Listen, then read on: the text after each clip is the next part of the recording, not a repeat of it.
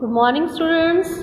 Your next topic is chronic diseases and poor health. What are chronic diseases? Chronic diseases ਉਹ diseases ਹੁੰਦੀਆਂ ਨੇ ਜਿਨ੍ਹਾਂ ਦਾ ਬਹੁਤ ਨੁਕਸਾਨ ਹੁੰਦਾ। ਇੱਕ ਤਾਂ disease chronic ਆ ਗਈਆਂ ਨੇ, ਠੀਕ ਆ, ਤੇ ਇੱਕ health ਕੀ ਹੋ ਗਈ ਆ, poor health ਹੋ ਗਈ ਆ। We can imagine acute and chronic diseases have different effects on our health. Acute ਤੇ chronic diseases ਤੁਸੀਂ ਕਰ ਚੁੱਕੇ ਹੋ। Acute ਜਿਹੜੀਆਂ ਥੋੜੇ ਸਮੇਂ ਲਈ ਹੁੰਦੀਆਂ ਨੇ, chronic ਜਿਹੜੀਆਂ long term ਦੇ ਜਿਨ੍ਹਾਂ ਦਾ ਜ਼ਿਆਦਾ ਇਫੈਕਟ ਆ, ਲਾਈਕ ਕੈਂਸਰ। ਕਹਿੰਦਾ these have acute ਹੋ ਗਈ ਤੁਹਾਡੇ ਕੋਲ ਜਿਵੇਂ common cold, chronic ਹੋ ਗਈ ਤੁਹਾਡੇ ਕੋਲ ਕੈਂਸਰ, AIDS, ਇਹ ਜਿਹੜੀਆਂ ਲਾਈਫ ਟਾਈਮ ਚੱਲਦੀਆਂ ਨੇ ਉਹ ਤੁਹਾਡੇ ਕੋਲ ਹੋ ਗਈਆਂ chronic। Acute and chronic diseases have different effects. दोनों का अपनी health के उत्ते अलग अलग इफेक्ट है। Any disease that cause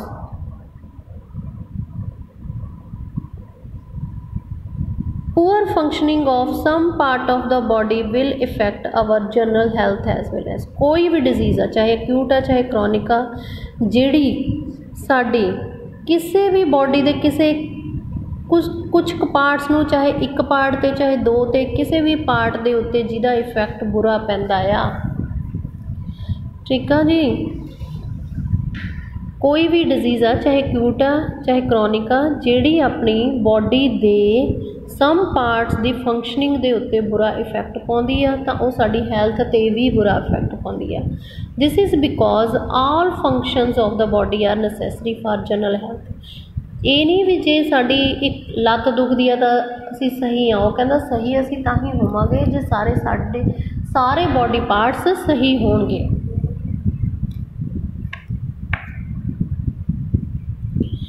समझ गए ना पुत्र जी कि जे साडा एक भी बॉडी पार्ट्स कुछ प्रॉब्लम आ, कोई पेन हो रही है तो असी पूरे हेल्दी नहीं होंगे। An acute disease which is over very soon, acute disease बहुत छेती ठीक हो जांदियां ने and will have no time to cause major effect भी नहीं करदियां साडी हैल्थ के उत्ते, जिहड़ियां क्रॉनिक डिजीज़ ने वो करदियां ने। Next they have taken the example,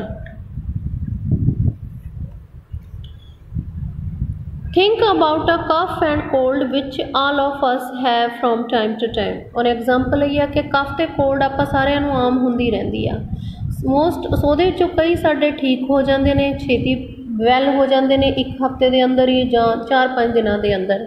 and there are no bad effects on our health, तो ਉਹਦਾ ਸਾਡੀ हैल्थ के उत्ते कोई बैड इफेक्ट नहीं पैंदा। वी डू नॉट ना ਉਹਦੇ ਨਾਲ ਅਸੀਂ वेट लूज ਹੁੰਦੇ ਆ, ਨਾ ਅਸੀਂ ਉਹਦੇ ਨਾਲ ਸਾਨੂੰ ਸਾਹ ਲੈਣ 'ਚ ਕੋਈ ਪ੍ਰੋਬਲਮ ਆਉਂਦੀ ਆ, ਨਾ ਅਸੀਂ ਥੱਕੇ ਮਹਿਸੂਸ ਕਰਦੇ ਹਾਂ ਸਾਰਾ ਦਿਨ। ਕੁਝ ਦਿਨਾਂ ਤੋਂ ਬਾਅਦ ਕਫ ਤੇ ਕੋਲਡ ਖਤਮ ਹੋ ਜਾਂਦੇ ਨੇ। ਬਟ ਵੀ ਗੈਟ ਇਨਫੈਕਟਡ ਜੇ ਸਾਨੂੰ ਕ੍ਰੋਨਿਕ ਡਿਜ਼ੀਜ਼ ਹੋ ਗਈ ਸੱਚ ਐਸ ਟਿਊਬਰਕਲੋਸਿਸ ਮੀਨਸ TB ਹੋ ਗਈ ਲੰਗਸ ਦੇ ਵਿੱਚ, then being ill all over the year does make us lose weight. तो बहुत साल तक असी बीमार रहांगे, उहदे नाल साडा वेट भी लूज होगा तो असी फील भी महसूस करांगे, टायर्ड होए भी महसूस करांगे। We may not go to school for a few days if we जे अक्यूट आ तो कुछ दिनों लिए स्कूल नहीं जावांगे, 2-4 बस उस तो बाद ठीक हो जाएंगे। जे क्रॉनिक डिजीज़ आ तो पुत्र जी असी स्कूल दे विच पढ़ना बहुत मुश्किल हो जाता है, difficult for us to follow what is being taught in school. School जाना मुश्किल हो जाता है, उहदे नाल साडी लर्निंग की कैपेसिटी भी घट जाती है। We are likely to have prolonged general poor health हो जाती है if we have a chronic disease. Therefore chronic disease have very drastic हुंदा, बहुत भयानक ते लॉन्ग टर्म इफेक्ट पैंदा साडी बॉडी दे उत्ते दैन एक्यूट डिजीज़ नाल। Next is causes of disease. हुण ये डिजीज़ क्यों होंदियां ने, चाहे तुहानूं अक्यूट हो या चाहे तुहानूं क्रॉनिक होंदी है, क्यों होंदियां ने। We think about causes of disease, we must remember that there are many levels of such causes. किन्ने रीजन ने डिजीज़ होण दे, ठीक है। हुण फर्स्ट 1 बाय 1 तुहानूं समझा रहा, उन्हें एग्जाम्पल लई है कि ये बेबी सफरिंग एक बच्चे नूं लूज मोशन लगे हुए ने। असी देख लिया कि लूज मोशन का कारण एक इन्फेक्शन आ जिहड़ी उहनूं वायरस नाल होई आ। सो इसदा मतलब हो गया कि कॉज बीमारी करन दा की रीजन आ, उहनूं की आ, किने बीमारी डिजीज़ कीती आ, that is done by a virus. हुण अगला क्वेश्चन आ कि वायरस उत्थे आया कित्थों, बच्चे दे कोले कित्थों आया। May be possible that came from unclean drinking water, हुण इस बच्चे नूं सही क्लीन पानी नहीं मिलिया, अनक्लीन ड्रिंकिंग वाटर मिलिया। But many babies must have had this unclean drinking water, बहुत बेबीज़ ने जिन्होंने सही पानी क्लीन वाटर नहीं मिलता, अनक्लीन मिलता।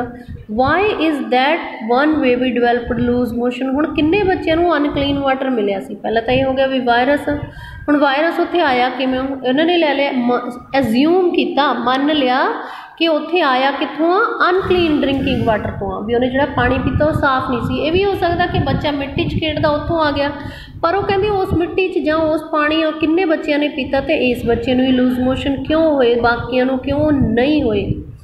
अगला रीज़न की आ that this baby is not healthy. तीसरा रीज़न आ गया, फर्स्ट वायरस आ गया, सैकेंड तुहाडे कोले वायरस पहुँचे उत्ते कित्थों, मतलब कि अनक्लीन वाटर आ गया। थर्ड तुहाडे कोले रीज़न जिहड़ा पुत्तर जी आ गया आ कि बेबी इज़ नॉट हैल्दी, वो बच्चा ही हैल्दी नहीं सी। As a result it might be more likely to have disease, जिदे करके नूं छेती डिजीज़ का रिस्क हो गया, डिजीज़ हो गई तो छेती ये बच्चा, इस बच्चे नूं वैन एक्सपोज टू रिस्क, जदों ये इहो जिहियां वायरस वाली जगह ते जाऊ तो इनू हैल्दी बेबी नालों जल्दी डिजीज़ हो। वाह हुण फोर्थ रीज़न आ गया तुहाडे कोले, बेबी हैल्दी क्यों नहीं? सपोज नॉट वैल नरिश्ड, हुण खाण नूं पूरा ना मिलिया होवे, and does not get enough food, पूरा फूड ना मिलिया होवे। Lack of good nourishment become a second cause of disease. हाँ, जे तुसी प्रॉपर फूड नहीं खाते तो तुहाडे विच वो डिजीज़ होने का दूसरा रीज़न आ। पहला वायरस आ गया आ, ठीक है, फिर दूसरा रीज़न जिहड़ा मतलब नंबर 1 ते आउंदे आ, नंबर 1 वायरस हो गया, मतलब मेन रीज़न ने जिहड़े उन्हां दे विच सैकेंड आ, जे तुसी प्रॉपर गुड डाइट वाला फूड नहीं लैंदे, तुसी खाने हो समोसे, बर्गर, पीजे, दीज आर डिजीज़ कॉजिंग, ये डिजीज़ करते ने, डिजीज़ नूं रोकते नहीं, तो जिहड़ा साडा घर दा आ हैल्दी फूड आ वो डिजीज़ रोकदा आ। हुण इत्थे कंडीशन होर दिखाउणगे ओह, हुण ओह कहंदे बेबी नूं पूरा फूड क्यों नहीं मिलिया? Because it is from a house hold which is poor, एक गरीब फैमिली दा सी। It is also possible that the baby has some genetic difference that make it more likely to suffer from loose motion when exposed to such a virus। ये तो गल होगी कि वो baby की सीगा, उन्होंने एक तो यही हो गया भी खाण नूं नहीं मिलिया, गरीब घर दा सी। दूसरा एक होर रीज़न की हो सकता है पुत्र जी कि ਉਹਦੇ जेनेटिक डिफरेंस, ਉਹਦੇ जीन्स ਦੇ ਵਿੱਚ ਹੀ कुछ इस तरह का होया सी कि ਉਹਨੂੰ ਛੇਤੀ लूज मोशन की मैडिसन लग जाती आ। हाँ जी, without the virus the genetic difference और the poor nourishment alone would not lead to loose motion. वो कहता वायरस तो बिना जड़ा जेनेटिक डिफरेंस आ, ये भी ते पुअर नरिशमेंट आ, ये दोनों चीज़ां लूज मोशन नहीं कर सकदियां। जे मतलब खाण नूं घट मिलिया तो जेनेटिक डिफरेंस आ तो लूज मोशन नहीं हो जद तक जदों तक वायरस अटैक नहीं करता, but they do become contributory causes of the disease. पर वो जदों वायरस ने अटैक किया तो ये भी दो रीज़न बन गए ने। एक हुण उत्थे क्लीन ड्रिंकिंग वाटर क्यों नहीं सी? Because the public services are poor, जिहड़ा पानी देने वाला सिस्टम सी, पब्लिक सर्विसिज होंदी जिहड़ियां लोकां नूं फैसिलिटीज़ देनियां ने गवर्नमेंट ने, वो बहुत पुअर ने। वेयर द बेबीज़ फैमिली, जिथे वो बेबी का टब्बर फैमिली रहिंदी सी उत्थे जिहड़ियां पब्लिक सर्विस सी वो बहुत पुअर सी। दूसरा पॉवर्टी, पॉवर्टी मीनस हुंदा गरीबी, और लैक ऑफ पॉवर्टी गरीबी हो गई, एक लैक ऑफ पब्लिक सर्विसिज, ये भी वो बेबी च डिजीज़ दा रीज़न बनते हैं। It will now the obvious that all disease will have immediate cause and contributory cause. कहना जिन्नियां भी सानू डिजीज़ होंदियां ने उन्हां दे कार रीज़न की ने, चाहे तो कोई इमीडिएट कॉज कह दो जिमें वायरस कहता तो फूड कहता, ਜਾਂ कंट्रीब्यूटरी कॉज। कंट्रीब्यूटरी कॉज मीनस उन्होंने साफ पानी नहीं मिलिया, वो गरीब सी, ये कंट्रीब्यूटरी कॉजेज आ गए, गरीब होने करके वो इस तरह के एरिए च रहना सी जिथे क्लीन वाटर नहीं सी। ठीक है जी। So next we will do infectious ते नॉन इन्फैक्शियस।